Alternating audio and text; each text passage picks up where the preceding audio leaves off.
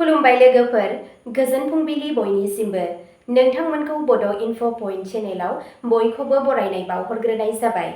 आं दिनै नोंथांमोननि सिगाङाव राशि बायदियै दिनैनि सानसेनि फानजामुथिखौ फरायथिनो लादों। आसा खालामो नोंथांमोना भिडिअखौ नायनो मोजां मोनगोन।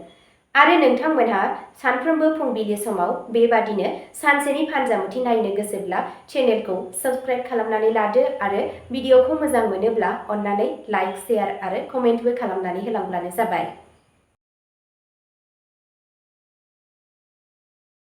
दिनै 6 नभेम्बर 2025 मायथाइ एबा 19 कार्तिक दान 1432 मायथाइ बृहस्पतिबार। गिबियावनो दङ मेष राशि। दिनैनि साना मोनसे थुलुंगाखांनाय सान जागोन। खामानि थिलियाव नोंथांनि खस्थ' आरो बावसोमनाया नोंथांनि बैसोगोराफोरखौ गोहोम खोख्लैगोन। रांखान्थियारि जौगानायनि खाबुफोर दं। नखरनि आबहावाया गोजोन थागोन। सावस्रिया मोजां जागोन, नाथाय जानाय आदाराव संयम लाखि। मोजां मोनलायनायनि सोमोन्दोआव गोदै गोदै जागोन।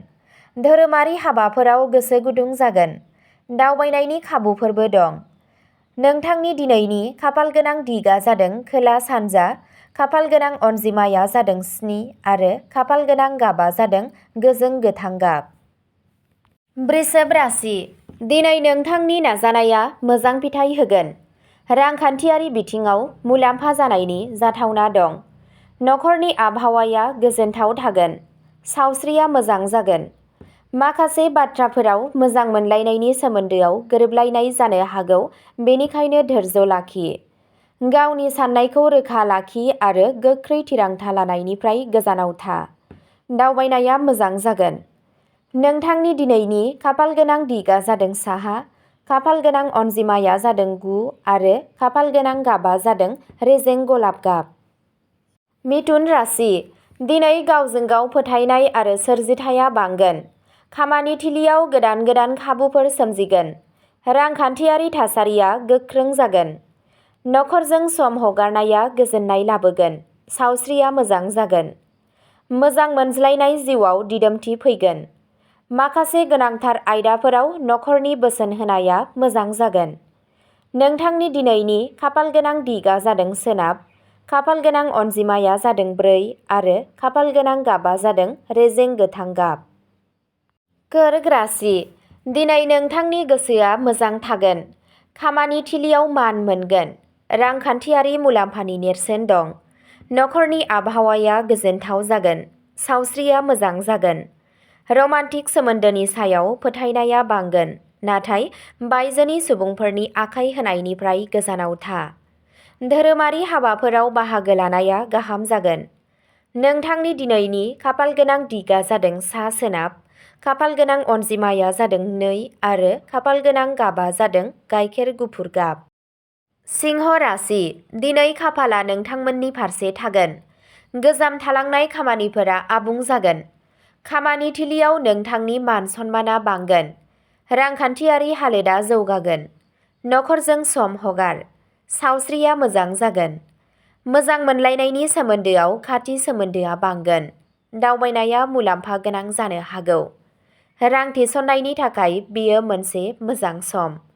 नोंथांनि दिनैनि खाफालगोनां दिगा जादों खोला, खाफालगोनां अनजिमाया जादों 5 आरो खाफालगोनां गाबा जादों रोजा खमला गाब। कन्या राशि। दिनै खामानि थिलियाव नोंथांनि खस्थ'नि फिथाइ मोनगोन।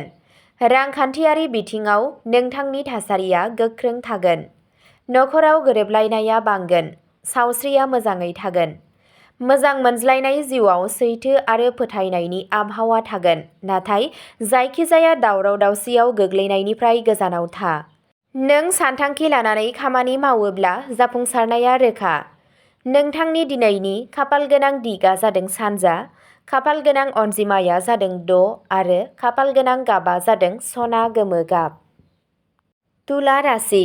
दिनै नोंथाङा खामानियाव माखासे गोदान बिबानफोर मोननो हागौ। रांखान्थियारि मुलाम्फानि मिजिं दं। नखराव गोरोबलायनाय थागोन। सावस्रिया मोजां जागोन। नोंथांनि मोजां मोनज्लायनाय जिउआव गोदै फैगोन। रां थिसननाया मुलाम्फा लाबोगोन, नाथाय गोदान मानसिफोरनि सायाव फोथायनाय लानाय समाव सांग्रां जा।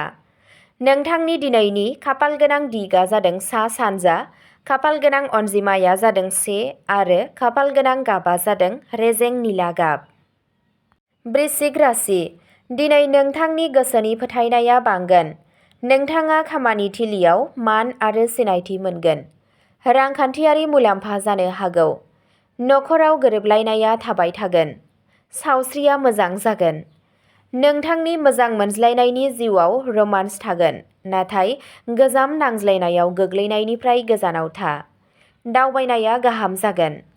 नोंथांनि दिनैनि खाफाल गोनां दिगा जादों सोनाब खोला, खाफाल गोनां अनजिमाया जादों 3 आरो खाफाल गोनां गाबा जादों रोजा मै गाब। धनु राशि, दिनै दावगानायनि सान जागोन। नोंथाङा नोंथांनि खामानिफोराव जाफुंसार जागोन। बेयो रांखान्थियारि महरै मुलाम्फा गोनां सान। नखरजों सम हगारनाया गोजोनथाव जागोन। सावस्रिया मोजां जागोन। नोंथांनि मोजां मोनज्लायनाय जिउआव सकारात्मकता बांगोन। दावबायनाया गाहाम जागोन। माबा मोनसे मोजां खौरां मोननायनि जाथावना दं। नोंथांनि दिनैनि खाफाल गोनां दिगा जादों साहा, खाफाल गोनां अनजिमाया जादों 8 आरो खाफाल गोनां गाबा जादों रेजें गोमो गाब। मकर राशि, दिनै जाफुंसारनाय आरो गावजों गाव फोथायनायजों बुंफबनाय जागोन। नोंथाङा नोंथांनि खामानि थिलियाव बाख्नायनाय मोनगोन।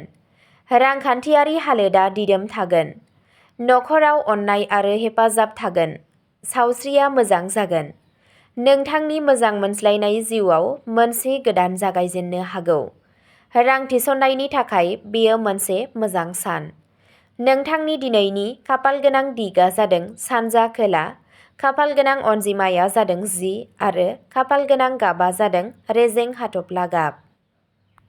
कुम्भ राशि, दिनै फिथाइ गोनां जागोन। नोंथाङा नोंथांनि हाबा थिलियाव गोदान जाफुंसारनाय मोनगोन। रांखान्थियारि मुलाम्फा जागोन। नखराव गोरोबलायनाय आरो अनलायनाया थागोन। सावस्रिया मोजां जागोन। रमान्टिक सोमोन्दोआव सैथोथि आरो अननाय थागोन। खैफोद गोनां खामानिफोरनिफ्राय गोजानाव थादो आरो सहायथा। नोंथांनि दिनैनि खाफाल गोनां दिगा जादों सा सोनाब, खाफाल गोनां अनजिमाया जादों 12 आरो खाफाल गोनां गाबा जादों रेजें फान्थाव गाब। मीन राशि, दिनै खाफाला नोंथांनि फारसे थागोन। खामानि थिलियाव जाफुंसार जागोन। रांखान्थियारि गोहो थागोन। नखराव सुखु गोजोन थागोन।